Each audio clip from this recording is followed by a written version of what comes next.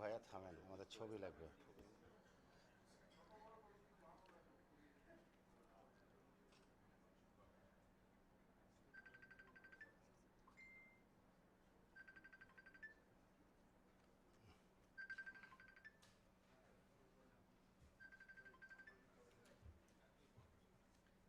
ভাইয়া প্রোগ্রাম শুরু করে দিব তো কাইন্ডলি একটু excuse me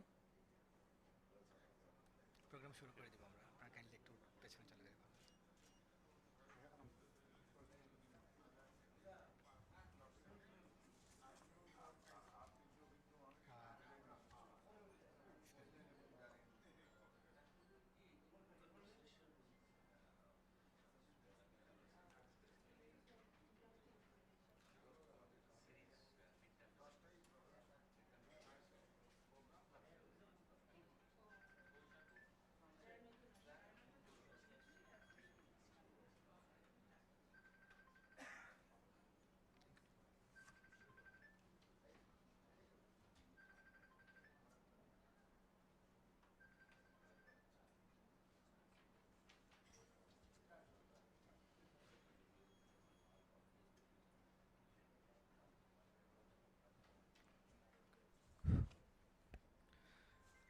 Respected guests of honor, honorable diplomats, esteemed politicians, academicians, renowned journalists, civil society representatives, business leaders, and respected guests. A very good morning to you all. I feel privileged to welcome you all to our today's event named Meet the Ambassador. The event is being organized by Center for Governance Studies in collaboration with the Friedrich-Ebert-Stiftung, Bangladesh. This is the first event of the Meet the Ambassador series. I am Mahbubur Rahman, your host for today's event. We have with us today the guest of honor of the event, His Excellency Charles Whiteley, Ambassador and Head of Delegation, European Union Delegation to Bangladesh. The European Union and Bangladesh established diplomatic relations back in 1973, which is so far one of the most significant diplomatic relations for Bangladesh. The European Union is the largest export destination for Bangladesh. The main areas where the EU contributes in Bangladesh are economic development, human rights, good governance, and environment. Under its multi-annual indicative program for Bangladesh from 2014 to 2020, the EU committed an aid of up to 690 million euro. We hope to have some insightful discussion on the relation between Bangladesh and the European Union with our Honorable Ambassador today. There will also be a floor for question and answer afterwards. To honor and celebrate the bond that European Union and Bangladesh now share in the economy, diplomacy, and development, we thank everyone who has uplifted the spirits of today's event by joining with us today. Our event is also being live streamed on Facebook and YouTube, and the updates are also being tweeted. So we thank our online audience too who are with us today. Ladies and gentlemen, without further ado, I think we can go for the opening remarks now. Firstly, I would like to welcome Dr. Monjur A. Choudhury sir, Chairman, Center for Governance Studies, and also the Chairman of River Conservation Commission of Bangladesh, to share his thoughts with us, sir.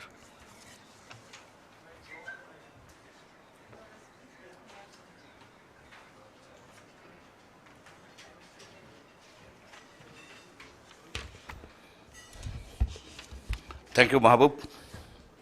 His Excellency, Mr. Charles Whiteley, Ambassador and Head of Delegation of European Union to Bangladesh, Mr. Sadhan Kumar Das from FES, Friedrich-Ebert-Stiftung, ladies and gentlemen, Assalamu alaikum. On behalf of Center for Governance Studies, I welcome you all to this meeting. Recently, FES and CGS initiated a program named Meet the Ambassadors. The objective of the program is to exchange ideas amongst the people. It is a people-to-people diplomacy, you may call it. And this is the first one of these series of meetings. And I'm glad that we have invited His Excellency Mr. Charles Whateley. If European Union were a state, it would have been a super state. And we have a lot to learn from European Union. It represents about 500 million people. Its economy is a tremendous $17 trillion, and it represents about 18% of the global nominal GDP. Such a huge thing in the global arena. And we are fortunate that we have a vibrant relationship with European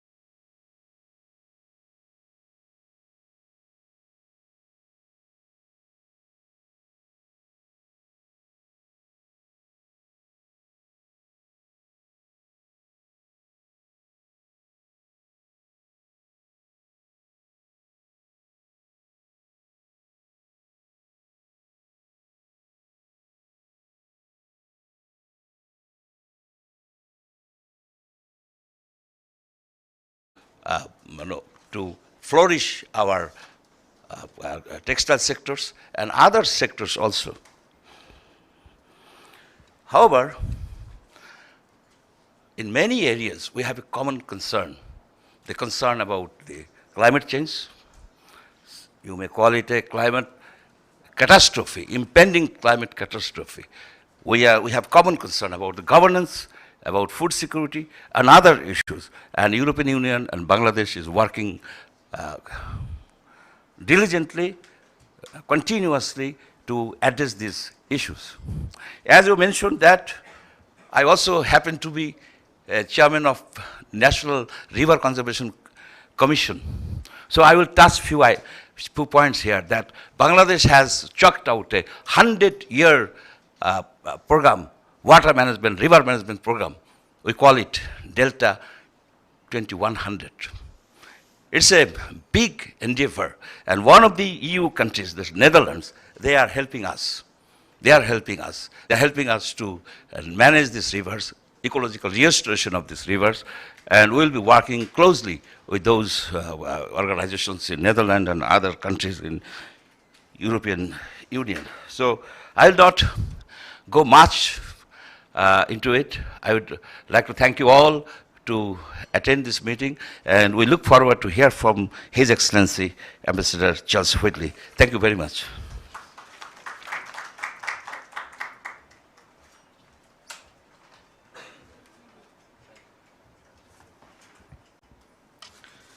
Thank you so much, sir, for your thoughtful speech. Now, I would like to welcome on the podium Program Coordinator of Friedrich-Ebert-Stiftung, Bangladesh, Mr. Sadhan Kumar Das, to share his thoughts.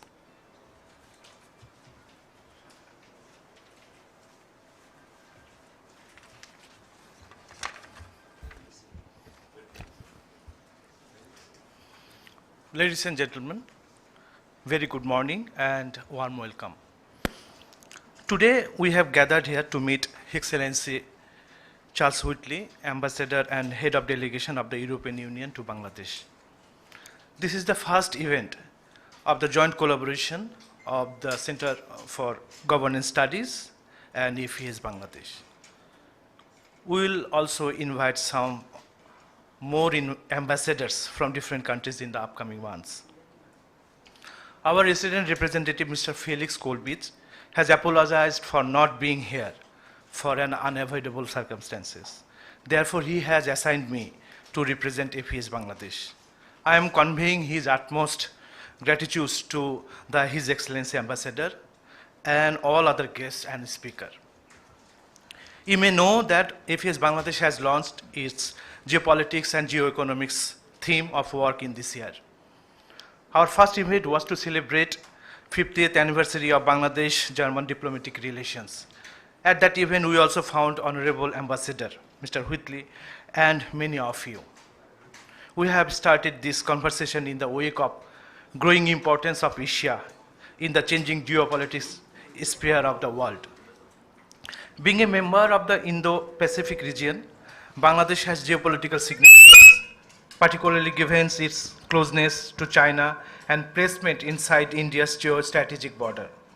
The terrain of Bangladesh is a critical component in its geopolitical role. At the same time, Bangladesh-EU has a long and tested relationship.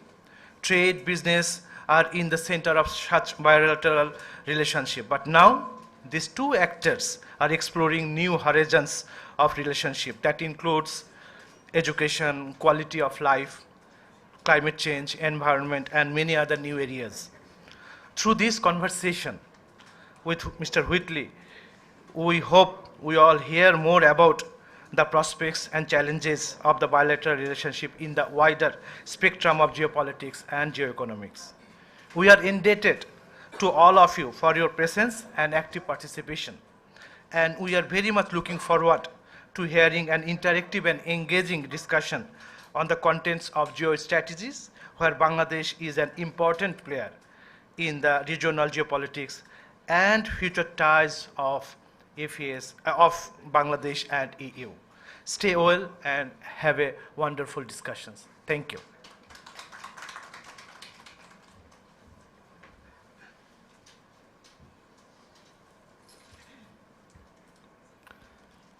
Thank you so much for your valuable insight.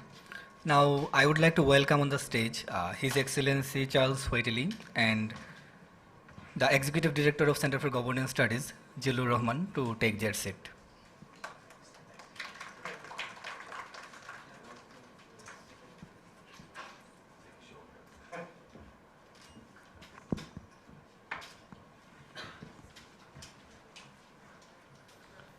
Now, I would like to request Mr. Jilur Rahman to take the role of moderating the upcoming sessions and accompany Mr. Ambassador on the stage. Thank you, sir. Ladies and gentlemen, Assalamu alaikum, good morning and namaskar. Today we are discussing the European Union's geopolitical strategy worldwide, particularly in the Asia region.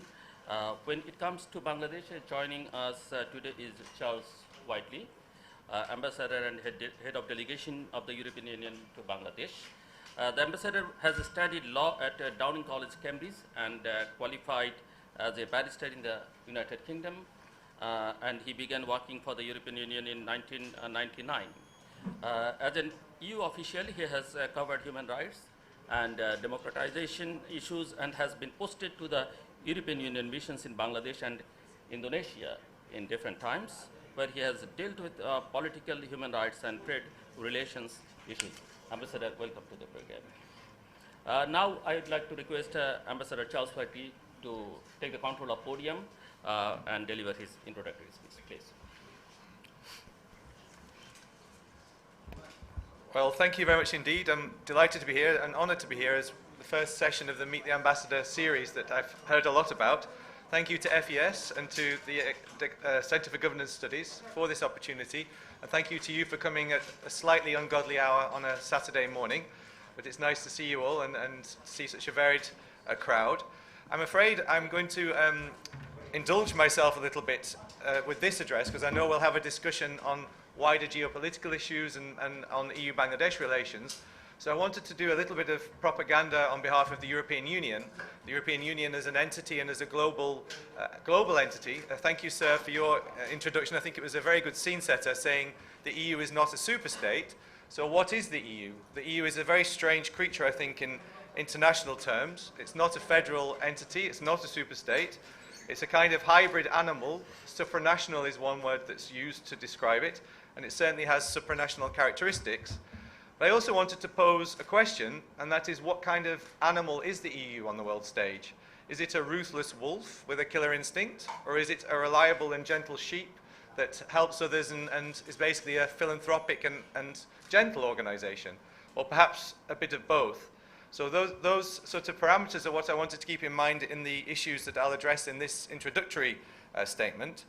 But as you may know, the EU is a complicated animal. I printed off this, which, if I know some colleagues here have served in Brussels, but this shows the process for adopting legislation in the European Union.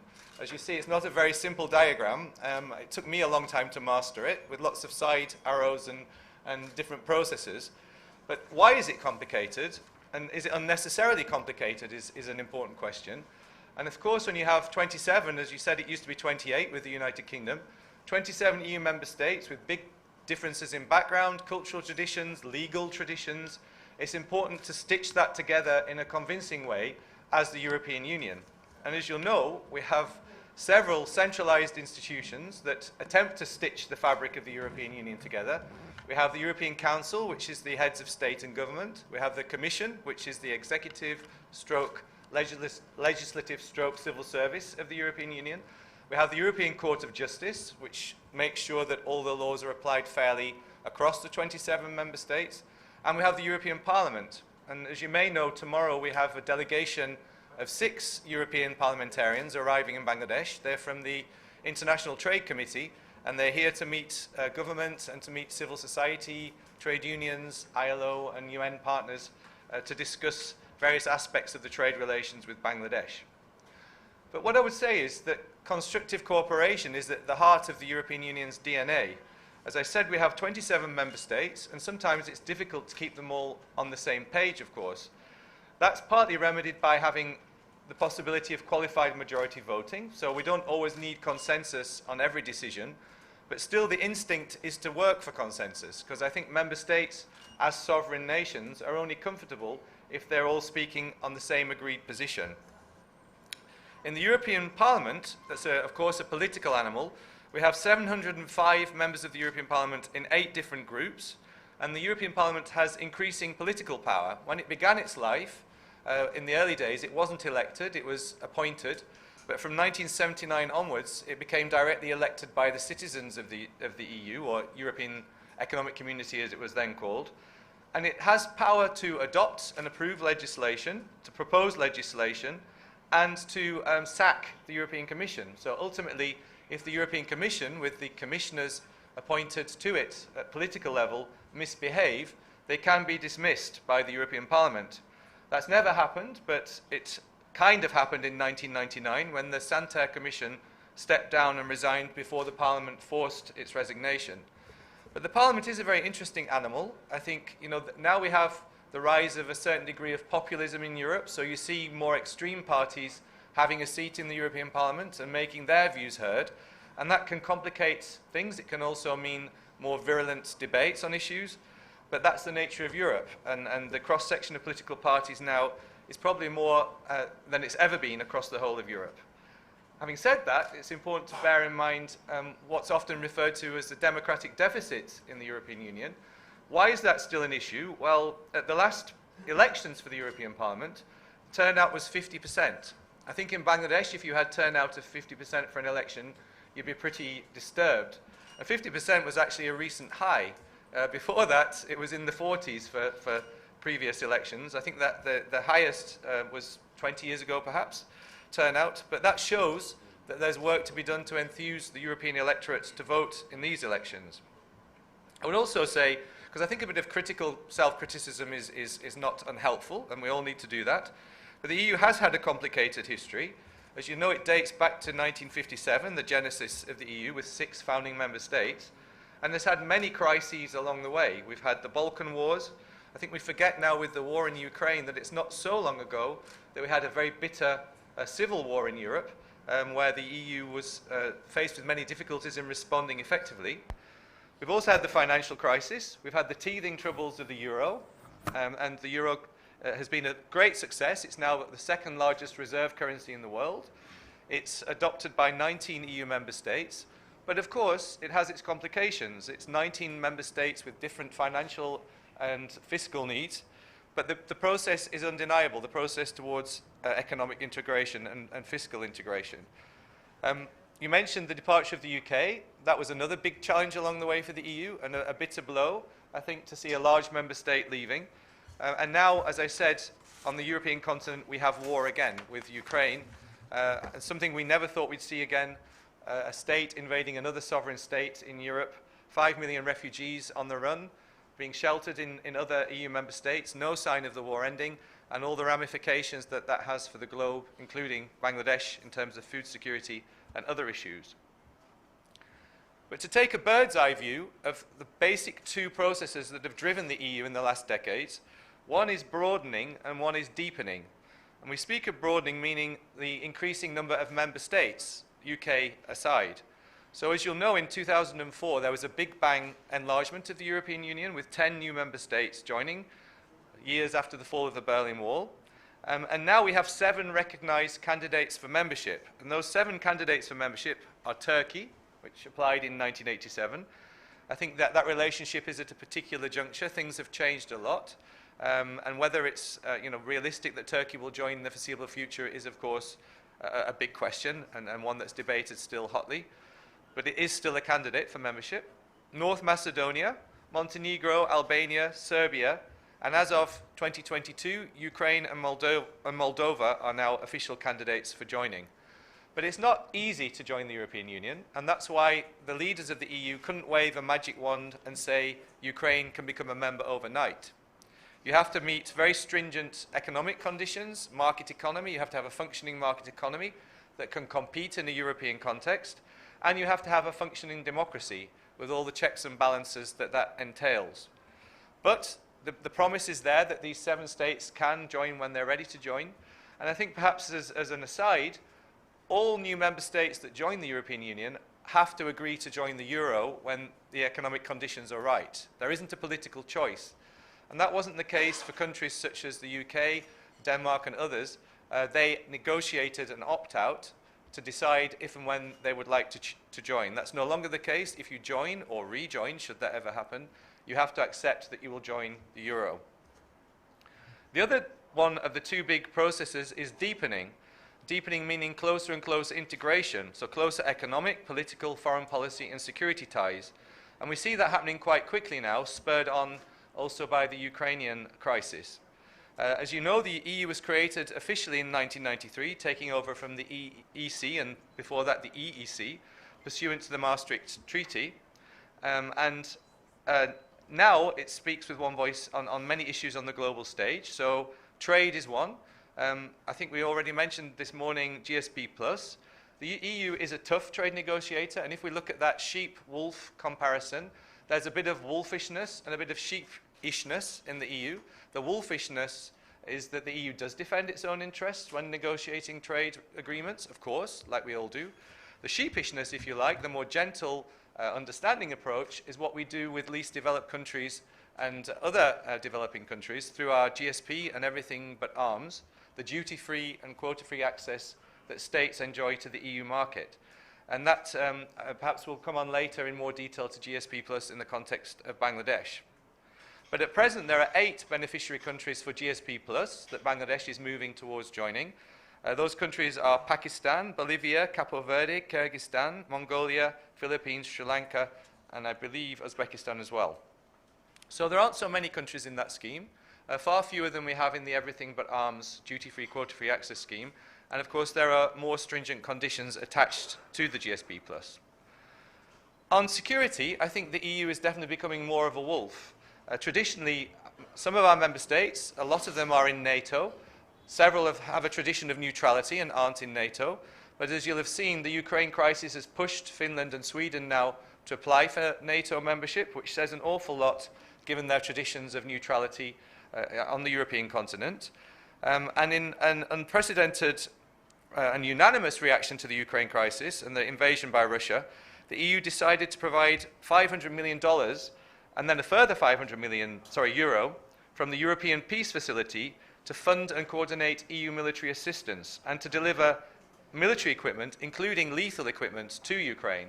And that's a huge quantum leap for the European Union. There's no tradition of being a security provider with hard weaponry, and this is what's happening now in Europe because of the crisis on Ukraine.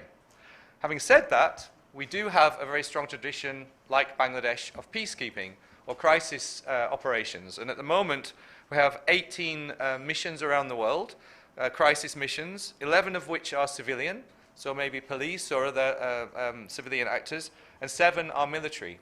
So 7 basically EU military missions in Libya, Mali, the Mediterranean, Central African Republic, and elsewhere. And our leaders have just decided to adopt what's called a strategic compass, which envisages a much stronger autonomous role for the EU in the military and security sphere, including the capability of rapid deployment of up to 5,000 troops for different types of crises, including cyber defense policy, maritime security policy, and other areas where defense cooperation will now become the norm amongst EU member states. None of which puts to one side the relationship with NATO. We, as EU, fully recognize that NATO is the security guarantor for Europe as a defensive alliance, and I think that's an important point given how many times people raise the issue of NATO in the context of Ukraine, as if NATO was a military alliance that was bent on occupying non-NATO members. That's clearly not the case. Article 5, the whole of the NATO is premised on collective defense. But to come to a close in what I wanted to cover in this part of the program, I wanted to talk a bit more about the sheepish character of the European Union. In other words, the soft power that it tries to deploy around the world, whether that be people-to-people links or other support. And the EU and its member states are still the largest providers of development and humanitarian assistance around the world. So the Team Europe, as we call it, provided 75 billion euros of official development assistance in 2019, making, as I say, us the largest provider of such assistance globally. We're a strong advocate for multilateral solutions and the international rule of law, as well as the UN Charter, like Bangladesh. I was in New York for 4 years, heading our team on human rights in the 3rd Committee of the General Assembly. We worked very closely with Bangladesh on Bangladesh's resolution on a culture of peace, which very much emphasized international rule of law and the UN Charter. And that's an area where we definitely see eye to eye with Bangladesh. Climate change, of course. The EU is one of the biggest pledges of climate change assistance, 100 billion euros, and we are meeting that pledge. We have some other partners, not to name names, but from the developed world, who make pledges or don't make pledges and don't fulfill those pledges. But I think the